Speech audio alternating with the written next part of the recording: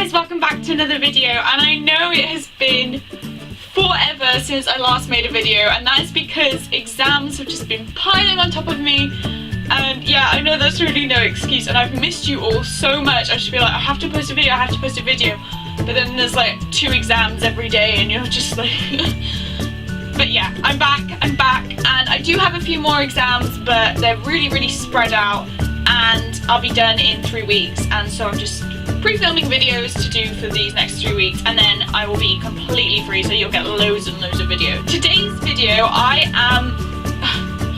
thought that seeing as I'm halfway through the Carnegie Shortlist, well, I'm not actually, I'm further than that, but I've read half of the books on the Carnegie Shortlist, so I thought I'd review them for you, because I know that it's going to be too much if I just post individual reviews. So I thought I'd do a review video of sort of wrap up of half of the Carnegie Shortlist that I've read so far. And yeah, hopefully, oh, and there is a giveaway in this video. I forgot to say, there is a giveaway in this video at the end, which I will announce at the end. And it would be really great if you guys could enter, but more about that at the end of the video. One of the books that I have just finished on the shortlist is The Rest of Us Just Live Here by Patrick Ness. And actually, I was really lucky to go and meet Patrick Ness yesterday. I heard him talk, and he's so funny. He's such a great guy, and that has made his books, and More Than This, which I read last year, seem so much better. Like, now he has just been brought into like this new light, and it's really refreshing to see this book in the way that he would have wanted it to be perceived.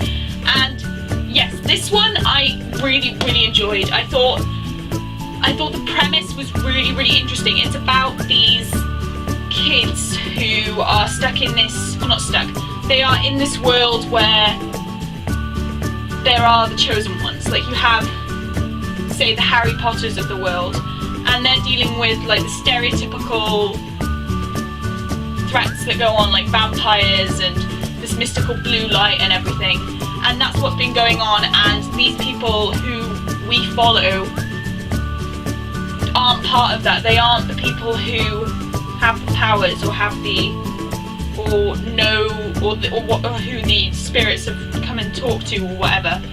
They are just people who are trying to live a normal life. And the way that Patrick Ness wrote this is really interesting, because he still follows the big storyline, but not with a usual protagonist who has to solve it. And at the beginning of each chapter, he has like little things to say what's going on in the chosen one's world, and they start to get really sarcastic and really stereotypical of what goes on in normal chosen one books.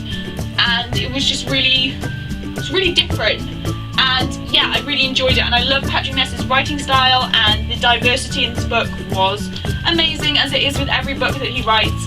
And yes, I thoroughly recommend this one. I thought that it was really good, and I can see why it's on the shortlist, and well, he's always on the shortlist, but yes, this one's really good, so I would highly recommend checking this one out if you haven't already. The one that I read before this book, before The Rest of Us Just Live Here, was Colour One by Jenny Valentine, and I actually got to meet Jenny Valentine a year ago, and I was really interested in her book then, but I didn't actually pick it up. But this year, well, obviously it's on the shortlist, so I had to, and I thought that this book is really short, but it packs a huge story, and it's about this girl called Iris whose mum is not very, her parents aren't very nice, and well, her stepdad, and her real dad is dying, and her real dad is really rich, so the parents are gold diggers, and they basically want to get all of the money that Iris's father Ernest has. So they go and meet Ernest, and it's all about their story and the fact that Iris is getting to know him. And it is sad for some obvious reason that I'm not going to tell you, but yeah. And Iris is also a pyromaniac, which I've never read about before, and I thought was really interesting to see the perspective of a pyromaniac and the way that she uses that to combat all the stress in her life, and I thought that was really interesting and a really refreshing, unique take. But I just thought that this book was a little bit, well, it was good. It just with the books that I've read, with other books that I've read, comparing it to that, I felt like this one was a little bit flat. It was still great, but it was a bit flat. Do you see what I mean? It wasn't as powerful as another book that I might have read. But I still see why it's on the shortlist, because it is good. It's a brilliant book, and it's really bold in the way that it deals with horrible people. And I thought that having a pyromaniac in it just made it even better. So yes, go and check this one out if you've read Jenny Valentine's Finding Violet Park, because she wrote that, and that one was meant to be really, really good. I haven't actually read that, but it's meant to be really well received. So yes, go and check this one out if you think you like the sound of it.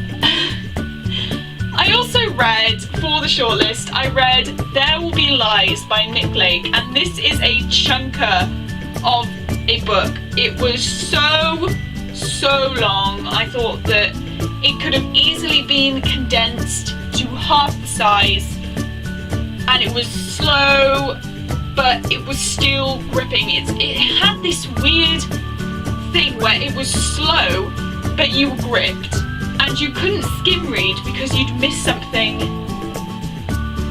important. It was just the way that it was written. It was like say I'm walking to the shops and I fall down a hole, and it was like, it's written like that, where all of the big events aren't paragraphs. They aren't like written in the format of being a big event. It's just as if it's a normal event, but it's happening. See what I mean? So you'd miss it if you were skim reading.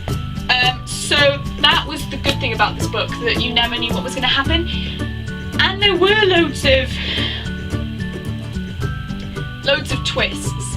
But I think that once you got used to the idea that this book is a magical realism book, it's sort of the twists get less intriguing. The first few twists are really interesting, and then they get a little bit more boring. But it's definitely worth it once you get towards the end, because stuff happens and it's really insane.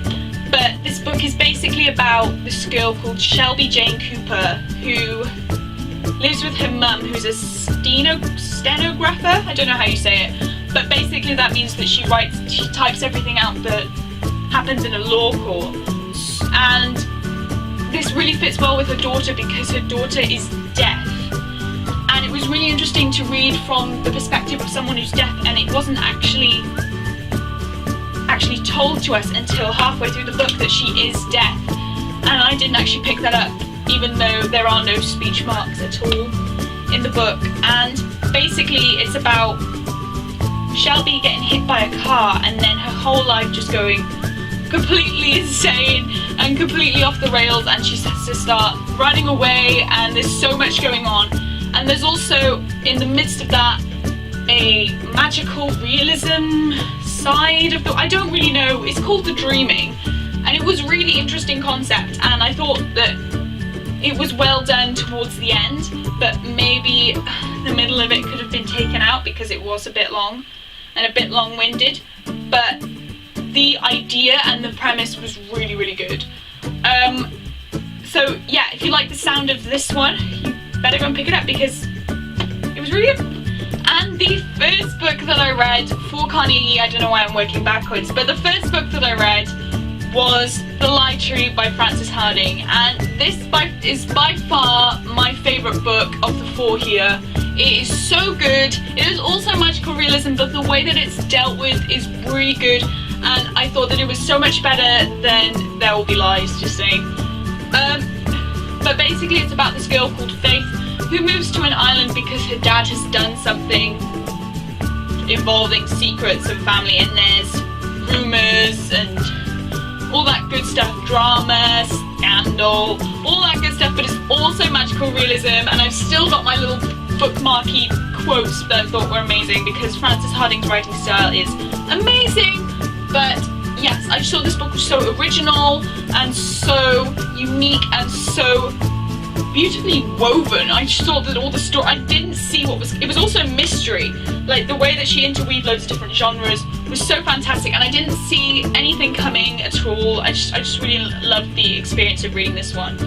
And yes, it is my favourite, and it can also be your favourite too, because this is the book that I'm doing a giveaway of. This is the book that I'm doing my giveaway of, and it would be really great if you guys could all enter to win a copy of the Life Trees. So let me tell you how. So basically, all you have to do to enter my giveaway is comment down below on this video. That's it.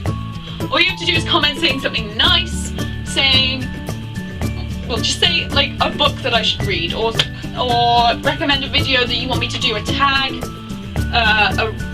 anything you want me to do. It would be really great if you could comment down below on this video, and all you have to do is do it by June 22nd.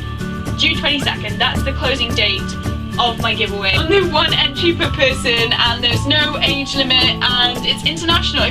So I think I've covered everything, but if you have any questions, please do leave it down below, and I will answer as soon as possible. But please do enter this giveaway, it'd be really great, and subscribe if you want to, or if you would like to. You don't have to, but it'd be really great for me if you did. I'd really appreciate it. And yeah, please enter. That's about all I can say. Alright guys, there you have it. That was my halfway through Carnegie wrap-up thing.